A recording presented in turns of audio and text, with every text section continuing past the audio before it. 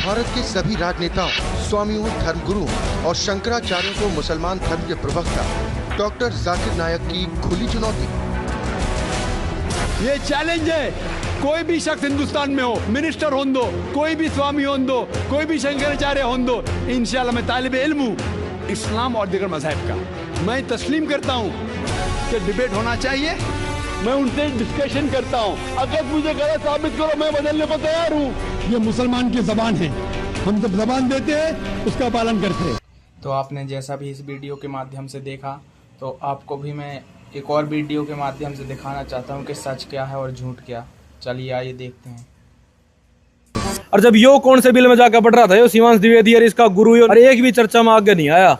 उस समय में संत रामपाल जी महाराज ने खुला चैलेंज कर दिया था, और आज तक के माध्यम से साधना टीवी इंटरनेशनल टीवी चैनल के माध्यम से खुले ओपन उसकी चुनौती स्वीकार कर ली थी, और सारा खर्चा उठ लिया था कि तू आ जाकिर नायक, तेरे को 10 पॉइंटों के अंदर गलत साबित कर देंगे। संत रामपाल जी महाराज ने स्वीकार की मुस्लिम धर्म प्रवक्ता डॉक्टर जाकिर नायक की चुनौती। मुस्लिम धर्म प्रवक्ता डॉक्टर जाकिर नायक हैं सादर आमंत्रित, जब चाहे कर सकते हैं संत रामपाल जी महाराज के साथ ज्ञान चर्चा। डॉक्टर जाकिर नायक के इस चैलेंज को स्वीकार करता हूं, लेकिन अपने उस वायदे को याद रखना जिसमें कहा है कि जो मुझे झूठा सिद्ध कर देगा, गलत सिद्ध कर देगा, मैं अपने आप को बदल लूँगा। चैलेंज आपको 10 पॉइंटों पर झूठा कर दूंगा सिद्ध, और कभी भी आकर के वो आध्यात्मिक ज्ञान चर्चा कर सकते हैं। देखिए मुसलमान धर्म के प्रवक्ता डॉक्टर जाकिर नायक के साथ जगत गुरु तत्वदर्शी संत रामपाल जी महाराज की आध्यात्मिक ज्ञान चर्चा का सीधा प्रसारण दिनांक 9 मार्च से 14 मार्च 2013 तक शाम 7 बजे से रात्रि 10 बजे तक सिर्फ साधना टीवी पर। और उस दिन के बाद तय यो जाकिर नायक देश छोड़ कर भाज गया, आज देश के भीतर भी नहीं है। जिस दिन तक संत रामपाल जी महाराज जी ने उसकी चुनौती स्वीकार करी और उसने खुली उसका धाक मारी ज्ञान की, कुत्ते की तरह भाज गया, आज तक नजर नहीं आ रहा सामने। और जब ये कहाँ चले गए थे, और इस पूरे हिंदू धर्म की और इन शंकराचार्य की भी इज्जत जिसने बचाई, उनका नाम संत रामपाल जी महाराज है। और ये बात करता है संत रामपाल जी महाराज जी की थूथू हो रही है। और दूसरी तरफ ये बरसाना के अंदर, मथुरा के अंदर, जहाँ लोग कृष्ण जी के घोर पुजारी हैं, उन गाँव के अंदर वे व्यक्ति, उस गाँव के लोग ये कह रहे हैं कि संत रामपाल जी महाराज जी तो राम है, राम, और उनके भगत तो हनुमान है, हनुमान, जिन्होंने आके हमारी जान बचा ली। देखिए एक झलक। मथुरा के बरसाना ग्राम पंचायत में किसानों को भारी संकट का सामना करना पड़ रहा था। ऐसे कठिन समय में संत रामपाल जी महाराज ने 2 मोटर 15 HP की, 2630 फीट 8 इंच पाइप और 2300 फीट तार, और हर छोटा बड़ा जरूरी सामान भी दिया गया। तो जिसने जन्म किसान के यहाँ लिया हो, जिसने किसान के हित में डिप्लोमा किया हो, वही व्यक्ति हम किसानों की पीड़ा को समझ पाएगा। आज मुझे लगा है कि शायद हमारे कोई रक्षक, हमारी सुनवाई के लिए कोई आया, तो हम तो जो दाता होता है, दाता उसी परमात्मा को कहते हैं, और उसी परमात्मा के रूप में आज हमारे संत शिरोमणि जगत गुरु तत्वदर्शी संत रामपाल जी महाराज, आज हमको सहायता मिलने की उम्मीद पूरी जाग चुकी है और आ चुकी है आपके लिए सहायता। अब आगामी जितनी परेशानियां आएंगी वो आपको सहन नहीं करनी पड़ेंगी। बहुत अच्छी संत है, महान संत हैं, जैसे वृक्ष कबुना फलवक है, नदी न संचयनी, और परमार्थ के कारणे साधु धरावसन। तो ऐसे संतों के लिए हम बारंबार नमस्कार करते हैं, जिन्होंने गरीबों के मसीहा बनकर यहाँ उतरे और बहुत अच्छा काम किया है। इस मदद के बाद खेतों से पानी निकालने का काम संभव हुआ। रुकी हुई खेती ने फिर से रफ्तार पकड़ी और किसानों के लिए बिजाई का रास्ता खुल गया। बहुत बढ़िया सराहना काम किया था उन्होंने। जैसे हनुमान जी, राम जी कृपा भाई, हनुमान जी आए, आप भी हनुमान जी बन के आए हमारे गाँव के अंदर, ये मान लो। रामपाल जी ने कृपा भाई आप हमारे यहाँ आए, और ये आपके द्वारा जो मतलब ये काम हुआ, बड़ा सराहना हुआ है, और गाँव का सारा पानी निकलेगा। इधर से पल तरफ से बहुत अच्छा काम हुआ है। तो ये समस्या कितने समय से थी? ये तो कम से कम 20-25 साल से और ज़्यादा ही था। हमारा जन्म हुआ, हम तो पानी देखा है, हमने तो पानी देखा था, हमारा जन्म हुआ जाता। सर कुछ लोग ऐसे हैं जो कहते हैं कि ऐसी मदद तो कोई भी कर दे, संत रामपाल जी महाराज जी ने ये कोई बड़ा काम नहीं किया, तो आप क्या कहना? हर एक की वजह ना, हमने बहुत संत देखे, किसी नहीं करा ऐसा जो इन्होंने रामपाल जी ने करा काम। हर एक की वजह नहीं है काम करना, कहने में करने में बहुत कथनी और करनी बहुत अंतर होता है। आज के समय संत रामपाल जी महाराज जी ने हजारों गांवों के अंदर हजारों लाखों एकड़ जमीन जो बंजर जमीन थी, जिन किसानों की तरफ कोई भी नहीं देख रहा था, उन किसानों की जान बचा ली, उन किसानों के मसीहा बन गए, लाखों आदमियों को आत्महत्या करने से बचा लिया संत रामपाल जी महाराज ने। और वे आज आके सबके सब रोज चाहते संत रामपाल जी महाराज जी को आके सम्मानित करती हैं, उनको आके सिर पे ऐसे सिर पे रखते हैं संत रामपाल जी महाराज जी को, उनको भगवान मानते हैं। और ये बात करता है कि संत रामपाल जी महाराज जी की इज्जत नहीं होती। अरे मूर्ख, तेरे गुरु की क्या इज्जत है? तेरे गुरु को तो राम मंदिर के अंदर भी आयोजन के अंदर भी नहीं बुलाया गया तेरे गुरु को। तुम्हारी तो ये हालात हो चुकी है, और तुम इतनी बड़ी गद्दी लेकर बैठे हो शंकराचार्य की, और तुम इतना बड़ा काम लेकर बैठे हो कि तुम हिंदू धर्म की रक्षा करोगे। अरे तुम तो अपनी ही रक्षा नहीं कर पा रहे। यही ना पता 4 दिन बाद तुम दिखोगे या नहीं दिखोगे। तुम्हारा ही अस्तित्व खतरे के अंदर है। तुम बात करते हो संत रामपाल जी महाराज जी की। और भाई, राम मंदिर के अंदर संत रामपाल जी महाराज जी ने कंटिन्यूअस 1.5 महीने तक ऐसा भंडारा चलाया, दिन और रात। लाखों राम भक्ता ने, श्री राम भक्ता ने, उन सब ने संत रामपाल जी महाराज जी ने उन सब की सेवा करी, उन सब ने वो भंडारा पाया, और सब ने संत रामपाल जी महाराज जी के जय जयकार करी। अरे ये तो वो भगवान है जो इनकी भी ओटन लग रहा है, जो इनकी भी इज्जत रखने लग रहा है, और तुम इन्हीं संत रामपाल जी महाराज जी के लिए उल्टा बोलते हो। अरे कहीं मिल जाओ ना तुम्हें चुल्लू भर पानी तो उसमें डूब का मर्जी है, नालायक। और एक बात और बताना चाहता हूँ देवेंद्र जी, ये अपने आप को शंकराचार्य मानते हैं और अपने आप को हिंदू धर्म का रक्षक मानते हैं, प्रयागराज के मेले में नहीं घुसने दिया था इसको। इसका जूत लागे थे जूत, और इनके शंकराचार्य ने घुसने ना देता मेले में। ये तो बहुत बड़ी बेइज्जती की बात है। ये तो हमने भी देखी है वीडियो। दुनिया जानती है थू थू किसकी हो रही है। ये तो खुद राक्षस हैं। ये तो श्रीमद देवी भागवत में प्रमाण दे रखा है कि जो सतयुग में राक्षस थे वो कलयुग के अंदर ब्राह्मण बनेंगे, ब्राह्मण। और ये भी प्रमाण दे रखा है कि ऐसे मठाधीश, ये निश्चलानंद जैसे मठाधीश अगले जन्म में कुत्ते बनेंगे, कुत्ते। और ये शिवांश जैसा इनका पिल्ला बनेगा, पिल्ला कुत्ते का। तो भाई शिवांश, अब तक की चर्चा में इतनी बातों का जवाब तो ये दे चुके हैं, तेरे भी समझ में आ गई होगी और हमारे दर्शकों को भी समझ में आ गई होगी कि वास्तव में समाज में थू थू किसकी हो रही है। और अब आ जाते हैं तेरी अगली बात पे। हमने भी काफ़ी तेरी वीडियो देखी थी, आज तो तू फंसी गया है यहाँ, तो ले लेते हैं तेरे एक सवाल का जवाब जो तू अक्सर संत रामपाल जी महाराज जी के शिष्य या अन्य लोगों से करता है कि गुरु तो ब्रह्मचारी ही होना चाहिए। ब्रह्मचारी आचार बनता है। मनुस्मृति में 12वें अध्याय के 112 से 114 में लिखा है, धर्म में संशय होने पर ब्रह्मचारी के पास जाएं। आ जाओ, ले लेते हैं जवाब। सचिन जी, क्या कहना चाहोगे कि गुरु सिर्फ ब्रह्मचारी ही होना चाहिए? बताओ। अगर ब्रह्मचारी ही गुरु हो सकता है तो पूरा पंथ इनका, सारे शंकराचार्यों का पंथ निगुरा रह गया। ये सारे भ्रष्ट हैं। अगर ब्रह्मचारी वाला नियम ये लगाएंगे तो किस किस पे लगाएंगे? निगुरा पंथ हो जाएगा। कैसे सचिन जी? बिल्कुल ये मर्यादाहीन है। अगर इनके जो नियम है, जो शिवांश बता रहा है कि ब्रह्मचारी होना चाहिए गुरु को, तो ये अपनी गुरु परंपरा एक बार चेक कर ले।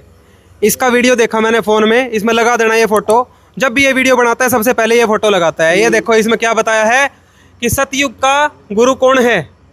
सतयुग के गुरु है ब्रह्मा जी। ये है इनका कहना, शंकराचार्यों का। जब अगर सतयुग के गुरु ब्रह्मचारी होने चाहिए, वो तो ब्रह्मा जी होने चाहिए, तो ब्रह्मा जी कहाँ से ब्रह्मचारी हो गए ये बता? वो तो दुराचारी लिखे हैं शास्त्रों में। उनके तो इतने दुराचार की कथा लिखी हुई है कि अपने पुत्री से भी सेक्स करके। क्या बात कर रहे हो? मनु नाम का पुत्र पैदा किया। ये मत्स्य पुराण में लिखा हुआ है, बेशक देख लो। ये है Matsya Mahapuran, code number 557, Gita Press Gorakhpur. इसमें आ जाओ, पेज नंबर 22 पे चेक करो आप। वह स्त्री सरस्वती जो इनकी पुत्री थी ब्रह्मा जी की, ये देख लो, अपने शरीर से उत्पन्न होने वाली वो जो पुत्री थी इनकी, तत्काल ही उसको देखकर वे सर्वश्रेष्ठ प्रजापति ब्रह्मा मुग्ध हो उठे। अपनी पुत्री को देख के मुग्ध हो गए, काम वश में हो गए। फिर क्या कह रहे थे? ये देखो, उसके मुख की ओर अवलोकन करने के अतिरिक्त अन्य कुछ नहीं दिखता था। अपनी पुत्री को देखे जा रहे थे गलत भाव से। और ये देखो आखिर में क्या करा उन्होंने, उसकी तरफ अवलोकन करने के कारण ब्रह्मा द्वारा सृष्टि रचना के लिए जो अत्यंत उग्र तप किया गया था उसका सारा फल नष्ट हो गया था। अब कोई ये कहे कि उन्होंने पाप नहीं करा अपनी पुत्री के साथ ये संभोग करके और सेक्स करके जो पुत्र उत्पन्न किया, तो ये देख लो ब्रह्मा जी का इस गलत कर्म के कारण सारा तप नष्ट हो गया, इतना बड़ा पाप लगा। और आगे देखो, तदनंतर ब्रह्मा ने अपने उन पुत्रों को तो भेज दिया उन अन्य कामों के लिए, और पुत्री के साथ क्या किया ये देखो, सृष्टि कार्य के लिए अपने उन पुत्रों को चले जाने पर विश्वात्मा ब्रह्मा ने प्रणाम करने के लिए चरणों में पड़ी हुई उस आनंदिता अपनी पुत्री को, उसके साथ क्या किया, उसका पानी ग्रहण किया, उसका हाथों में हाथ ले लिया, मतलब उससे शादी कर ली। और फिर क्या किया, उसके गर्भ से, अपनी पुत्री के गर्भ से ब्रह्मा जी ने मनु नाम का पुत्र उत्पन्न हुआ, जो स्वयंभू मनु नाम से विख्यात हुआ।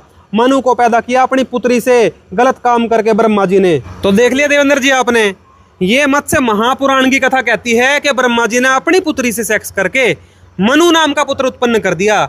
ये कितनी घिनौनी कथा है। और ये कह रहे हैं हमारे गुरु तो ब्रह्मचारी थे। तो भाई इससे बड़ा दोगला मैंने नहीं देखा। ये तो भ्रष्ट हो गया मामला।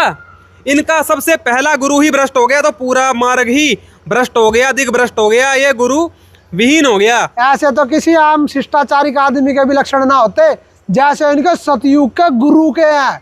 और सतयुग में ऐसे गुरु तो द्वापर त्रेता कलयुग का के हाल होगा, खुद अंदाजा लगा लो भाई। और बात भी देख कितनी बड़ी बड़ी बनावे हैं। और नू कहा गुरु ब्रह्मचारी होना चाहिए। ऐसे होते हैं क्या तुम्हारे ब्रह्मचारी?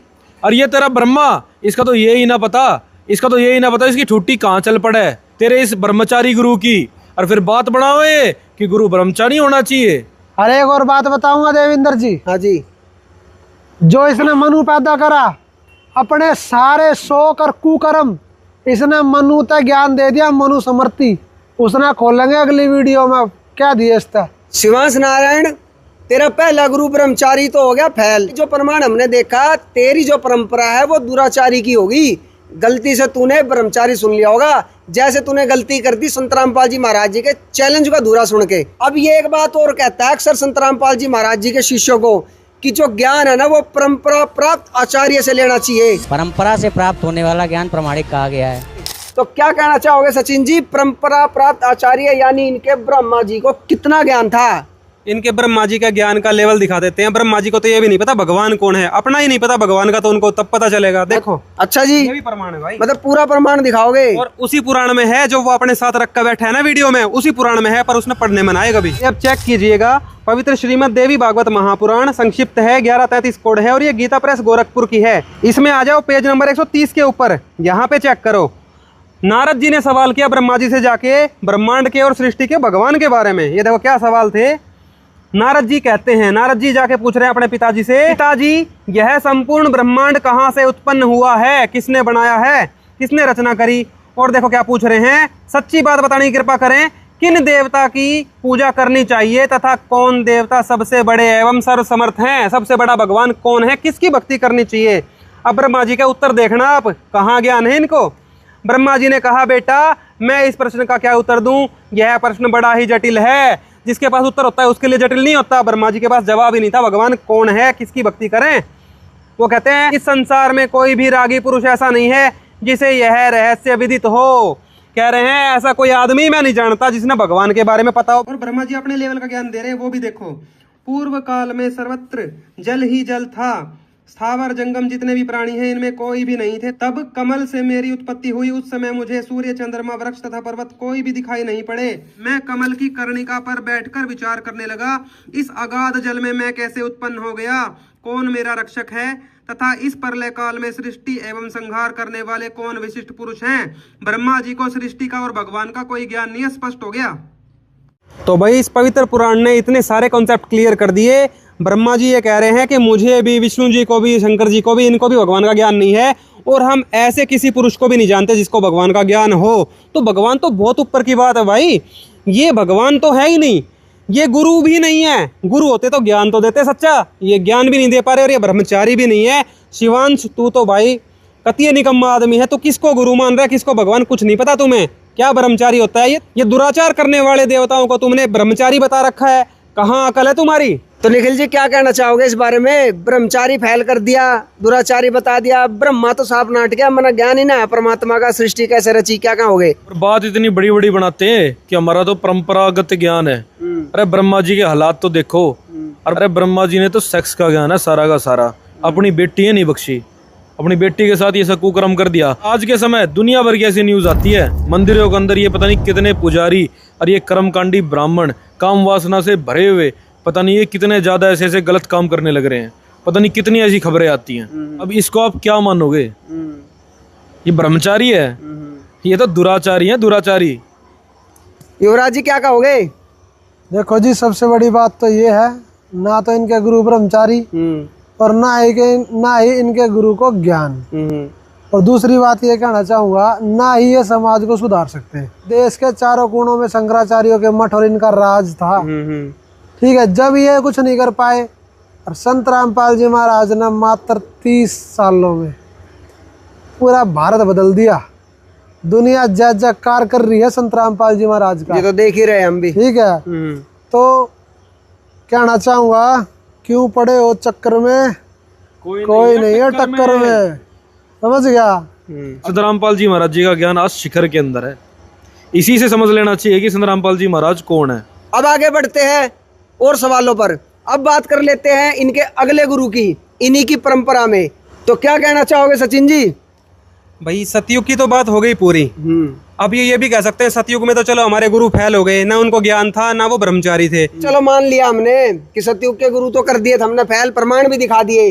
अरे आगे के तो बढ़िया होंगे, वे तो ब्रह्मचारी रह रहे होंगे, उनके बारे में बता दो कि मैं। भाई दोनों ही मोर्चों पे अगले गुरु भी फैल। अगले गुरु इनके त्रेता युग में हुए हैं वशिष्ठ ऋषि जी। अच्छा। वशिष्ठ ऋषि की एक बहुत ही आम कथा है, सबको पता है कि उनके 100 पुत्रों को विश्वामित्र ने मार डाला था और वो बहुत रो रहे थे उनके लिए। अच्छा। तो विश्वामित्र ने 100 पुत्र जिसके मारे, तो अब ये देख लो 100 पुत्र पैदा करने के लिए ब्रह्मचर्य तो पालन किया नहीं होगा। सही बात है। क्लियर हो गया, ब्रह्मचारी हो गया फैल। दूसरे आ जाओ ज्ञान पे। वशिष्ठ जी को भी पूर्ण परमात्मा का कोई ज्ञान नहीं था, और जो वो कार्य करते थे, ब्राह्मण का कार्य करते थे, पुरोहित का काम करते थे, उसको भी वो नीच मानते थे। अच्छा। ज्ञान नहीं मानते थे।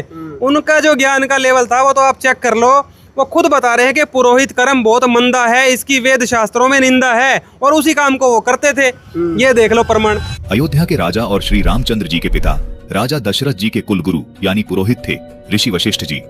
ऋषि वशिष्ठ जी राजा दशरथ जी के धार्मिक कार्यों में अनुष्ठान आदि भी करते थे, जैसे यजमानों के बच्चों के जन्म के समय धार्मिक अनुष्ठान करना, उनके बच्चों का नामकरण करना, उनके विवाह का शुभ समय बताना और यजमान के परिवार में मृत्यु के बाद उनका कर्मकांड करना। लेकिन दर्शकों, हम आपको बताना चाहेंगे कि ऋषि वशिष्ठ जी यह जानते थे कि पुरोहित का कार्य सही नहीं है, क्योंकि कर्मकांड करना और पुरोहित द्वारा की जाने वाली क्रियाओं को वे नीच कार्य मानते थे।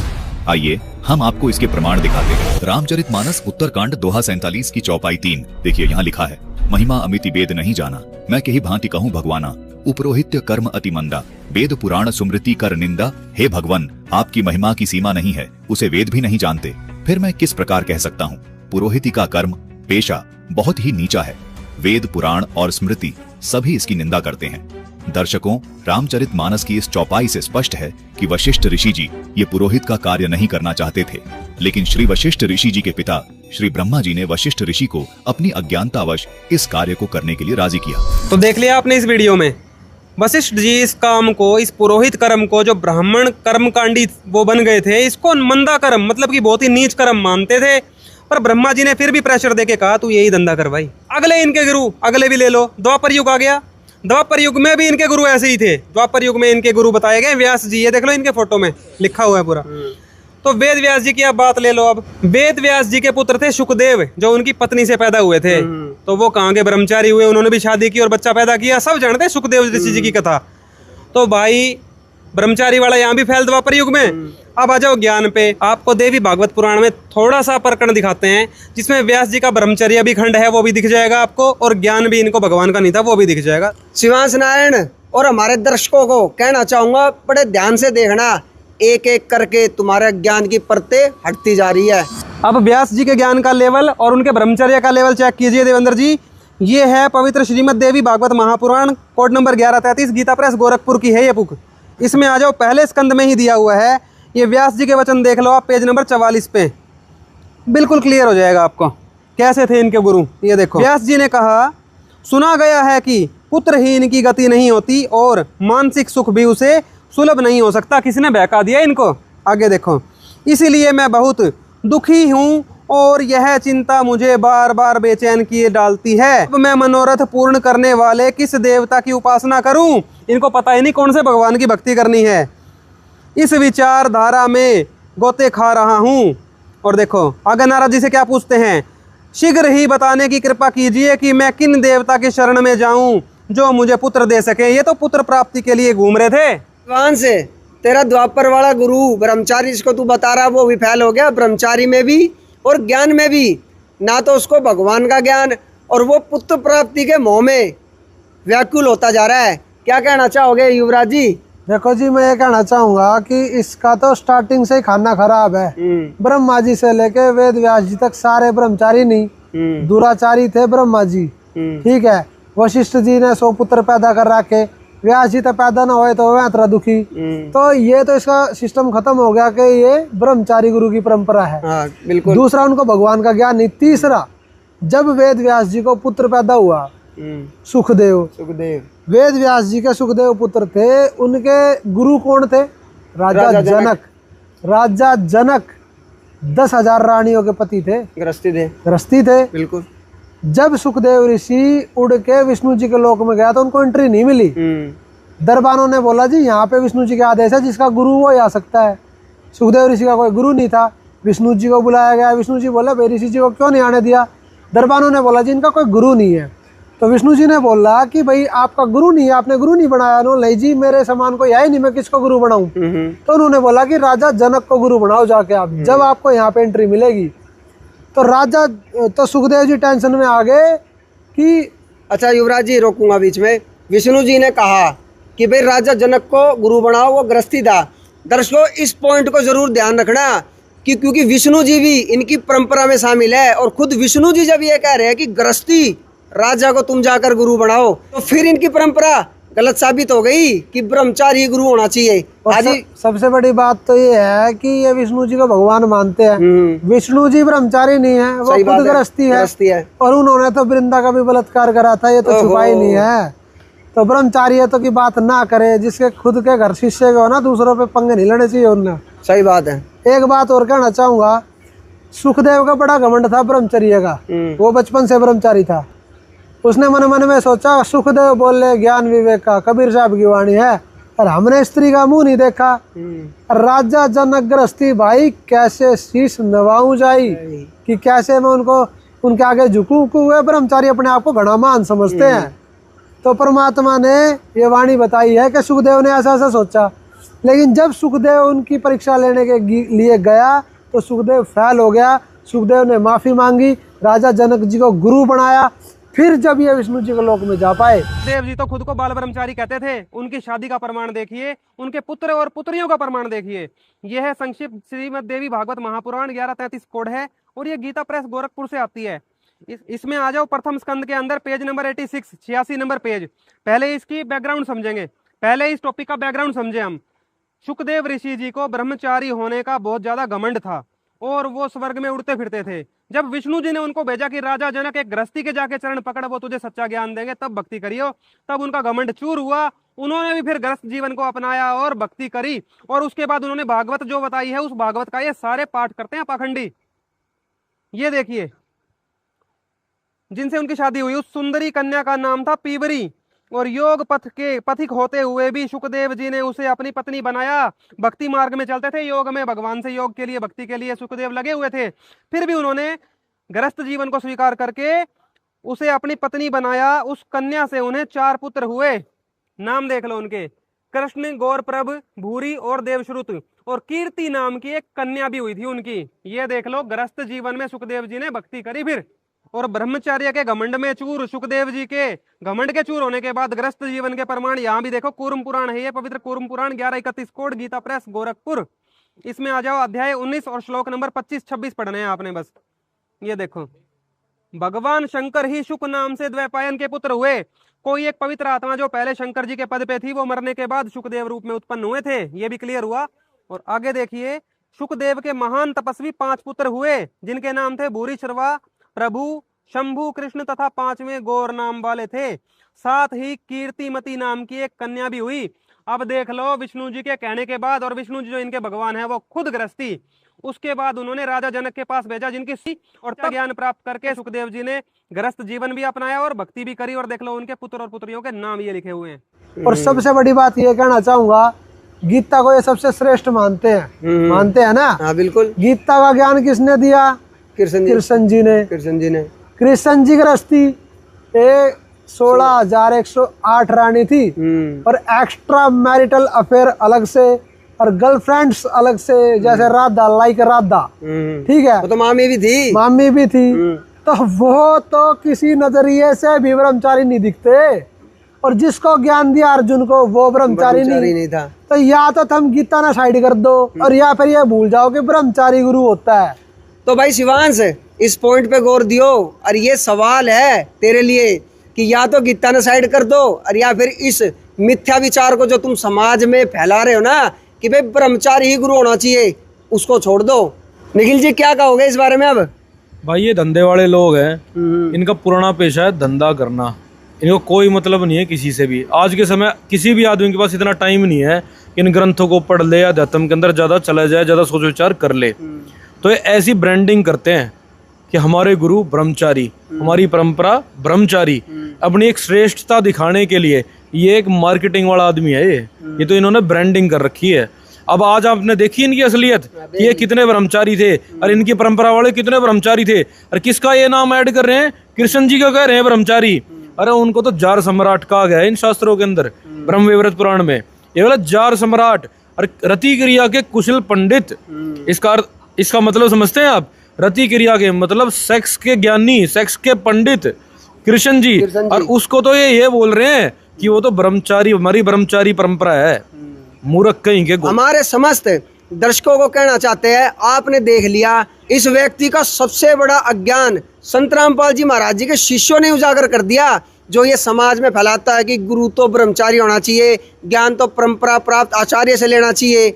जबकि इन शास्त्रों ने प्रमाणित कर दिया कि इसकी जो ये थ्योरी है वो बिल्कुल गलत है। और ये चीज़ तो अभी शिवांश को विचार करना चाहिए। ये एक्सेप्ट कर रहा था संत रामपाल जी महाराज जी के चैलेंज को। संत रामपाल जी महाराज जी के शिष्यों ने तेरी धोती धो दी। अब तू विचार कर सकता है कि जो तेरे गुरु है वो आज तक संत रामपाल जी महाराज जी के सामने क्यों नहीं आए। और एक बात और कहना चाहूंगा, वे सतयुग त्रेता द्वापर के तो फैल हो गए इसकी परंपरा के। अपने दादा गुरु ने देख ले कृपात्री ने, वो 9 साल की उम्र में ब्याह कर गया था, बालक भी थे। वो ब्रह्मचारी नहीं, इसका निश्चलानंद तो फिर गलत गुरु का फंस गया। ब्रह्मचारी तो है नहीं। जब निश्चलानंद ही गलत गुरु का फंस गया तो शिवांश का तो रोड़ा ही नहीं। और भाई इतना बड़ा झूठ इन्हें समाज में बोल रखा है। इनके दादा गुरु जैसे कि अब आप बता रहे हो कृपात्री महाराज, ये बड़े नाम भी लेते हैं उनका। खुद गृहस्थी भाई चाले हो गए। दोस्तों देख रहे हो आप कितनी मूर्खता और कितनी अज्ञानता भरी इन लोगों में। झूठ इतनी सफाई से बोलते हैं कि गुरु तो ब्रह्मचारी होना चाहिए। अरे दादा गुरु का इतिहास ले ले, आगे तक की छोड़ भाई, इतने प्रमाण दिखा दिए, कमाल की बात है। हाँ तो सचिन जी अब क्या कहना चाहोगे आगे? अभी तो बहुत लंबी लिस्ट है इसकी परंपरा प्राप्त आचार्यों की, बताओ क्या कहोगे? देखो धंधा खोलने के लिए इन्होंने शंकराचार्य नाम रखा है इस पंथ का, कि शंकराचार्य पंथ से हम। और ये कहाँ से चला? कलयुग के अंदर चला है आदि गुरु शंकराचार्य जी से। ठीक है, आदि गुरु शंकराचार्य भी ज्ञान में फेल और ब्रह्मचर्य में भी फेल। उन्होंने किसी के शरीर में प्रवेश करके खूब अपने मजे लिए। इन्हीं शास्त्र की शिक्षा ली है। हाँ इन्हीं की पुस्तकों में लिखा भी है, किसी राजा के शरीर में बढ़ के काम शास्त्र की इन्होंने बहुत प्रचंड शिक्षा ली है। हाँ तो आप ये देखो, जब काम शास्त्र का ज्ञान लेने के लिए इन्होंने सारे चीज कर ली तो ब्रह्मचारी कहाँ रहे? ब्रह्मचर्य खंड कर दिया इन्होंने अपना। अब काम शास्त्र का ज्ञान लेने के लिए आदि शंकराचार्य जी ने इतनी मेहनत करी, किसी रानी को जाके भोगा। और काम शास्त्र क्या चीज होती है सोच के देखे कोई? सेक्स की नॉलेज, किस प्रकार से सेक्स करें, इस प्रकार की नॉलेज लेने के लिए उन्होंने इतनी मेहनत करी। तो ब्रह्मचर्य तो खंड हो गया। अब आ जाओ नॉलेज पे। तो आदि गुरु शंकराचार्य की ज्ञान की बात आ गई। उनका आप ये देख लो, उन्होंने कहा जीव ही ब्रह्म है, मतलब तो खुद ही भगवान है, सारी आत्माएं भगवान है। तो लोगों ने एक्सेप्ट करा नहीं उस ज्ञान को। लोगों ने देख लिया ये तो बेवकूफ़ी वाली बात है। फिर प्राप्ति किसकी करनी है? भक्ति किस लिए करनी है? बोला जब तू भी भगवान मैं भी भगवान, जा अपने घर भाई। तो उन्होंने सोचा कि भाई ऐसे तो बात नहीं बनेगी। फिर उन्होंने नया एक जाल बनाया, क्या कि लोगों को देवताओं की भक्ति में लगा देता हूँ, जो कि शास्त्र विरुद्ध है, पूरी शास्त्र विरुद्ध। ये विकारी हैं देवता तो हमारे, इनकी भक्ति करने से मोक्ष हो ही नहीं सकता। एक घंटी बजवा गया, मंदिरों के लठ गटवा गया और भाई सारी शास्त्र विरुद्ध साधना करवा के लोगों को नरक के मार्ग पे लगा गया। ये था आदि गुरु शंकराचार्य का ब्रह्मचर्य भी खंड और ज्ञान भी खंड। मतलब अपने ज्ञान पे बिना टिका कि तू ही भगवान है। फिर बाद में बता गए ये शिव जी भगवान है, ये विष्णु जी भगवान है। तो भाई इनका तो ज्ञान किसी का ठहरा हुआ ही नहीं है। ये सारा ऐसे ही चल रहा है, इनका सब कुछ खंड है, सारा सिस्टम, कोई मोक्ष मार्ग नहीं है। हाँ तो भाई शिवांश, तेरे ज्ञान की तो धोती सी धून लग रही है, संत रामपाल जी महाराज जी के शिष्य धून लग रहे हैं। अरे तू कितना चर्चा करेगा, पहले यहीं निमट ले। भाई क्या कहना चाहोगे निखिल जी? ये और इनके गुरु और ये इनकी जो परंपरा बता रहे हैं, ये तो बिजनेसमैन थे, बिजनेसमैन। ये कहाँ बात करते हैं? ये तो बात करते हैं वेदों की, और ये सारा का सारा ज्ञान दे रहे हैं पुराणों से। इन्होंने तो पूरे हिंदू समाज को बिगाड़ कर रख दिया। पूरे हिंदू समाज की भक्ति को खराब करके रख दिया, पत्थर की पूजा शुरू करवा दी, जो कि हमारे वेदों के अंदर साफ मना कर रखी है। वही बात आज संत रामपाल जी महाराज बता रहे हैं, वो वेदों का ज्ञान बता रहे हैं और हमारे हिंदू समाज के अंदर है पुराणों का ज्ञान। हम सारे के सारे वेद से विरुद्ध भक्ति करने में लगे हुए हैं इन नालायकों के कारण। इसी बात का विरोध चला, इसी बात का किसी समय पर, कुछ समय पहले इस बात का विरोध हुआ कि संत रामपाल जी महाराज जी तो पत्थर की मूर्ति के लिए मना करते हैं, मूर्ति पूजा के लिए संत रामपाल जी महाराज मना करते हैं। तो ये सारी की सारी बातें इन्होंने वेदों का ज्ञान का तो इन्होंने प्रचार ही नहीं करा, क्योंकि इनके ये वेद समझ में भी नहीं आए, क्योंकि इनके आदि शंकराचार्य के ही वेद समझ में नहीं आए थे। उन्होंने ही गलत भक्ति की शुरुआत कर दी थी। उस सारी गलतियों को, उनकी त्रुटि को और इस पूरे अध्यात्म को, ज्ञान को आज सिर्फ और सिर्फ संत रामपाल जी महाराज पूर्ण करके दे रहे हैं। वेदों में भी कहीं मूर्ति पूजा नहीं लिखी, वेदों में तो साफ, वेदों के अंदर तो साफ साफ मना कर रखी है कि जो मूर्ति को पूजता है वो तो घोर अंधकार के अंदर है, वो तो घोर अंधकार के अंदर है, वो तो परमात्मा प्राप्त कर ही नहीं सकता है। तो आज के समय ये बहुत बड़ा परोपकार का काम संत रामपाल जी महाराज कर रहे हैं कि वो वास्तविक सनातन धर्म, वास्तविक आदि सनातन धर्म का ज्ञान और उसकी भक्ति को, उसका प्रचार कर रहे हैं और एक एक व्यक्ति को प्रदान कर रहे हैं। पूरी पृथ्वी को वो स्वर्ग के समान बना रहे हैं आज। यानी इनको वैदिक धर्म वाले ना मानकर पौराणिक मान लिया जाए, क्योंकि ये सारा तो सिस्टम पुराणों से बताते हैं, कर्मकांड सुनाते हैं लोगों को। बिल्कुल, ये कर्मकांड का तो हमारे वेदों के अंदर साफ खंडन किया हुआ है। ये तो सारे के सारे पुराणी की हैं, इसी वजह से इनका कोई ना कोई सिर है और इसका कोई ना कोई पैर है। ये खुद ही अपने आप में उलझे हुए हैं कि ये कहाँ है, इनको कुछ नहीं पता। तो दोस्तों, शिवांश के कोरे अज्ञान का पूरी तरीके से प्रमाण सहित खंडन हो चुका है। अब ये क्या चर्चा करेगा, ये खुद निर्णय कर ले। अब आगे बढ़ जाते हैं। ये अक्सर एक बात को सबसे ज़्यादा विरोध करता है कि संत रामपाल जी महाराज जी की जो ज्ञान गंगा पुस्तक है वो अश्लील है, देवी देवताओं के बारे में उसमें बहुत गंदी गंदी बातें लिखी हुई है। तो अब इस बात पर भी जवाब ले लेते हैं संत रामपाल जी महाराज जी के शिष्यों से। तो सचिन जी, क्या कहना चाहोगे ज्ञान गंगा पुस्तक के बारे में, कि क्या वाकई में ही ज्ञान गंगा पुस्तक अश्लील है? भाई, ये शिवांश जो है ना, बहुत जालसाज आदमी है, ये लोगों को भड़काने का काम करता है। ज्ञान गंगा पुस्तक तो इतनी पवित्र पुस्तक है, उसमें जो लिखा है शब्द शब्द बिल्कुल सत्य है और मोक्ष तक का ज्ञान उसमें दे रखा है, सृष्टि रचना से लेके। सृष्टि रचना का एक टॉपिक है, उसके अंदर जो जो प्रकरण हुए थे वहाँ पे इन देवताओं की अश्लील कथाएं इन पुराणों के अंदर से लेके सिर्फ रेफरेंस रूप में दी गई हैं। ज्ञान गंगा में कोई अलग से कथा लॉन्च नहीं करी संत रामपाल जी महाराज जी ने। अब एक कथा ले लो, ये शंकर जी का अवतार मानते हैं आदि शंकराचार्य जी को और कहते हैं उन्हीं से हमारा पंथ चल रहा है। आप शंकर जी के चरित्र की ये कथा देख लो, पद्म पुराण के अंदर क्या दे रखा है, शंकर जी किस प्रकार से लेडीज के साथ क्रिया करते थे, एक बार देख तो लो। ये कथा तो इस पद्म पुराण में लिखी है, इसको बंद करवा दो ना अगर तुम्हारे बस की है तो। ये है पवित्र श्री पद्म महापुराण और ये देख लो, पहला भाग है, 7 भाग में छपती है यह पुस्तक और चौखंबा से छपी हुई है, चौखंबा। और आगे भी देख लो, ये देख लो, चौखंबा सुभारती प्रकाशन की है, बिल्कुल ऑथेंटिकेटेड बुक है, बहुत महंगे आते हैं ये ग्रंथ। अब देखो, इसमें सृष्टि खंड के 56वें अध्याय में श्लोक नंबर 1 से 9 पढ़ के देखेंगे। पहले भगवान शिव गंधर्वों, किन्नरों तथा मनुष्यों की सुंदर तथा युवती स्त्रियों को मंत्रों के द्वारा बहुत दूर आकाश में खींचकर तपस्या के बहाने उन सबों के साथ रमण करते थे। गंधर्वों की लड़कियों को, मनुष्यों को और किन्नरों को मतलब हिजड़ों को भी उठा के ले जाते थे, उनके साथ रमण करते थे। वहाँ पर अत्यंत मनोहर कुटी बनाकर उन सबों के साथ महेश्वर कामार्थ होकर, काम भावना से पीड़ित होकर क्रीड़ा करते थे, सेक्स करते थे। उसी समय गौरी का चित्त उद्भ्रांत हो गया, उनकी पत्नी को पता चल गया। उन्होंने ध्यान योग के द्वारा क्रीड़ा करते हुए जगदीश्वर को देखा। शंकर जी को ये काम करते हुए पार्वती जी ने देख लिया। उनको स्त्रियों के साथ भीतर गए हुए जानकर गौरी क्रुद्ध हो गई। उसके बाद क्षेमंकरी का रूप बनाकर उन्होंने भीतर प्रवेश किया। आकाश में अत्यंत दूर एकांत में कामदेव के समान कांति वाले सुंदरी स्त्रियों के मध्य में विद्यमान शुभ्र पुरुषोत्तम मतलब शंकर जी को स्त्रियों के साथ आलिंगन करके बार बार क्रीड़ा करते हुए और आश्वस्त होकर खूब चुंबन करते हुए काम पर्वत शिव जी को देखकर क्षेमंकरी उनके सामने खड़ी होगी, उनकी पत्नी पार्वती जी, और उन सबों के केश को पकड़कर उन्हें खींचकर चरणों से मारा। जो वो लड़कियां थी उनको पीटा पार्वती जी ने। लज्जित होकर शिव जी तो पीछे मुख करके खड़े थे। शंकर जी को इतनी शर्म आई पार्वती जी के सामने, जब वो पकड़े गए उनको इतनी शर्म आई, वो पीछे मुंह करके खड़े हो गए थे। भाई शिवांश, ये प्रमाण देखने के बाद तो वाकई में तुझे चुल्लू भर पानी में डूब के मर जाना चाहिए। मतलब शंकर जी की ऐसी दशा, ऐसे कार्य, और जब पार्वती जी ने रंगे हाथ पकड़ लिया, बेशर्मों की तरह खड़ा हो गया, भाई ये चीजें तो जो तुमने लोकोई है ना, तुमने संत रामपाल जी महाराज जी की आध्यात्मिक चर्चा को एक्सेप्ट करके ना अपने पैर पे कुल्हाड़ा मार लिया। अब जो सभ्य और शिक्षित समाज है वो स्वयं निर्णय कर लेंगे कि तुमने कितना बड़ा धोखा समाज के साथ कर रखा था। तो निखिल जी, अब आप क्या कहना चाहोगे इतनी अश्लीलता के बारे में जो इन लोगों ने आज तक समाज को नहीं बताई थी? अश्लील तो है ये ब्रह्मा, विष्णु और महेश, इन तीनों के ऊपर रेप का केस लगा और तीनों को मौत की सजा सुनाई गई। ये तीनों देवता रेपिस्ट भाई। माता अनसुईया के साथ में इन्होंने इतनी गंदी हरकतें करी, उनके श्राप से इनकी मृत्यु हुई और इनको एक अगला जन्म मिला। ये तीनों के तीनों देवता मरे माता अनसुईया के श्राप से, और इन तीनों देवताओं को उनका पुत्र बन के अगला जन्म लेना पड़ा। इतनी इनके साथ दुर्गति हुई। ये है श्री भविष्य महापुराण और ये पवित्र ग्रंथ का भाग 2 है। इसके अनुवादक चेक कर लो और ये यहाँ से छपा हुआ है, ये भी चेक करो पहले आप। चौखंबा संस्कृत प्रतिष्ठान दिल्ली, और ये सारी डिटेल रही बाकी। ठीक है जी, इसमें आ जाओ।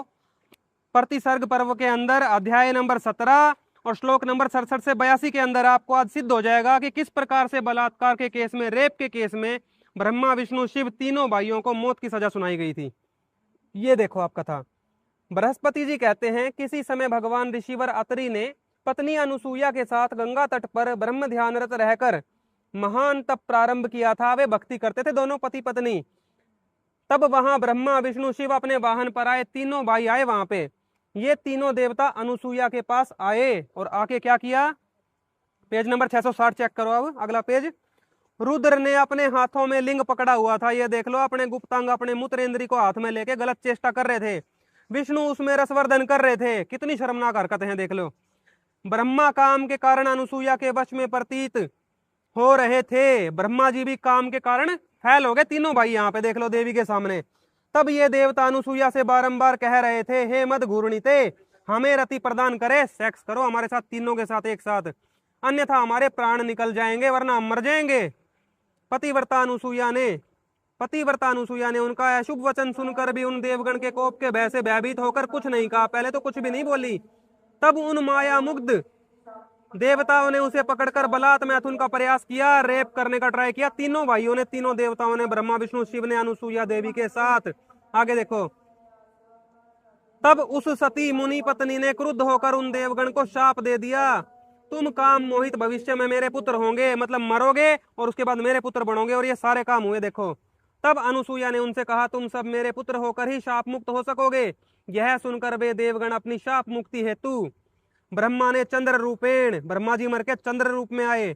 विष्णु दत्तात्रेय रूपेण, विष्णु जी मरे और विष्णु ने दत्तात्रेय रूप मतलब जन्म ग्रहण किया। तथा रुद्र ने दुर्वासा रूपेण पुत्र रूप बनकर पाप के मोचनार्थ योग करना प्रारंभ किया। तीनों भाई मर गए और तीनों इनके पुत्र बनके पैदा हुए। और देखो आगे। तब लोकों में इन त्रिदेव के न रहने के कारण अब तीनों लोकों में तीनों देवताओं के पद खाली हो गए, ब्रह्मा विष्णु शिव के। उनकी मौत हो गई, रेप के केस में सजा हो गई। उसके बाद सर्वधर्मिणी गुणात्मिका देवी प्रकृति ने, दुर्गा देवी जी ने, उनकी माता जी ने अन्य ब्रह्मा, अन्य विष्णु और अन्य शिव जी, अन्य रुद्र का निर्माण करके जगत का कार्य चलाना प्रारंभ किया। और फिर ये यूं कहते हैं कि ये तीनों देवता अजर अमर अविनाशी हैं। अरे काहे क्या अविनाशी? तो भाई शिवांश, इतने प्रमाण देखने के बाद एक बात तो सिद्ध हो गई कि तेरा गुरु 17 साल से इसी वजह से मुंह छुपा के बैठा हुआ है, और बहुत जल्द लग रहा है तू भी अब मुंह छुपा के बैठ जाएगा। इन भक्तों ने, संत रामपाल जी महाराज जी के शिष्यों ने एक भी बात बिना प्रमाण की नहीं करी है।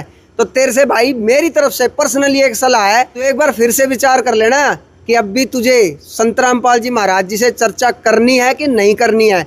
और अपने गुरु से भी पूछ लेना, क्योंकि शुरुआत में ही सचिन जी ने बात बोल दी है कि अगर तुझे चर्चा करनी है तो अपने गुरु से आज्ञा लिया और बकायदा स्टैम्प पेपर पे लिखवा के लिए हो। हाँ तो युवराज जी क्या कहना चाहोगे अब इस बारे में? अब आगे और बता दो कि मैं अगर और भी कुछ खुलासे रह रहे हो जो समाज को ना पता हो वो भी बता दो, आज तो मौका पड़ा है पूरा। देखो जी, बात ब्रह्मचर्य पे चल रही थी, फिर बात ज्ञान गंगा पर अश्लीलता की आई। वो कहते हैं कि जिनके खुद के घर शिष्य के हो वो दूसरों से पंगे नहीं लेते। इसने बात ज्ञान गंगा पठाई है, अमृत की तुलना दारू से की है। ज्ञान गंगा अमृत है, ये पुराण अश्लीलता से भरे हुए हैं। वो क्या कर रहे हैं, रमलू तने कित कित रहूं। अब दिखाते हैं आपको, विष्णु उर्फ कृष्ण जी की रासलीला। अच्छा, अपने भगत को ही रगड़ दिया। ओहो, नाम तो सुना होगा, कुब्जा। आजा दिखाते हैं तेरे को अश्लील क्या होती है, अश्लीलता। आजा। क्या बात कर रहे हो, मतलब कुब्जा को भी नहीं बख्शा। अरे ये तो नू क्या है, वो तो परम भक्ति कृष्ण जी की परम भगत थी, लेकिन कुब्जा का कोड ठीक करा था तो डॉक्टर की फीस तो लगेगी। अच्छा, कुब्जा के पास पैसे नहीं थे तो सेक्स करके कीमत वसूल कर ली। और दिखाते हैं आपको। दर्शकों ध्यान से देखना, बड़े गहरे राज खुल रहे हैं जो इन पाखंडियों ने आज तक समाज को नहीं बताए। ये देखो ब्रह्मवैवर्त पुराण द्वितीय भाग, श्री कृष्ण जन्मखंड, SN खंडेलवाल, श्रीनाथ खंडेलवाल। अब देखो इसमें कुब्जा की कथा पढ़ाते हैं आपको। यह 784 नंबर पेज, ब्रह्मवैवर्त पुराणम श्री कृष्ण जन्मखंडम। इसमें लिखा हुआ है, श्री कृष्ण जी कुब्जा के घर चले गए। वह पलंग पर शयन यानी कर रही थी, यानी सो रही थी। कृष्ण जी ने जाकर श्री भगवान कहते हैं, हे सुंदरी, निंद्रा त्याग कर मुझे श्रृंगार काम क्रीड़ा यानी कि सेक्स प्रदान करो, मेरे साथ सेक्स करो। क्यों सो रही है तू, तुम सेक्स करो। यह कहने के पश्चात भगवान श्रीनिवास ने कुब्जा को अपने हृदय से लगाकर नग्न कर दिया, कपड़े निकाल दिए सारे, 1 मिनट का भी वेट नहीं करा। उसके साथ आलिंगन, चुंबन आदि काम क्रीड़ा करने लगा, किस विस करने लगा नंगी करके उसने। कुब्जा ने भी कृष्ण का चुंबन किया। कुब्जा तभी न रह गया तथा भगवान ने उसे अपने हृदय से लगा लिया, चिपका लिया कति भीतरले में। जिस प्रकार वे लक्ष्मी को गोद में बैठाते थे, बिल्कुल सेम टू सेम, बिल्कुल भेदभाव नहीं करा। जैसे लक्ष्मी के साथ सेक्स करते थे ऐसे ही कुब्जा के साथ सेक्स किया। उसी प्रकार उन्होंने कुब्जा को गोद में बैठाकर उसका चुंबन किया। ये दंपति रति क्रीड़ा में पंडित थे, काम सूत्र के जानकार थे दोनों। और कृष्ण जी का तो कहना ही क्या, उनके तो 16,108 रानियाँ, एक्स्ट्रा मैरिटल अफेयर, गर्लफ्रेंड्स बहुत सारी थी। और भगता की गैल अलग थे, एक्स्ट्रा एडवांस में मजे ले करता। इनकी रमण क्रीड़ा में कोई विराम नहीं हो रहा था, मतलब सेक्स करते हुए ये रुके नहीं, ये लगे ही रहे। नारद को बता रहे हैं, श्री कृष्ण तथा कुब्जा ने अनेक प्रकार की सूरत क्रीड़ा होने लगी, यानी कि अलग अलग पोजीशन में सेक्स करने लगे दोनों। श्री कृष्ण ने तीक्ष्ण नख घात एवं दंताघात से कुब्जा के सतनों को तथा नितंबों को क्षतिशत कर दिया, यानी कि कुब्जा के जो कुल्ले हैं, नितंब यानी कि हिप्स, उन पे अपने दांतों से बुड़का भर लिया।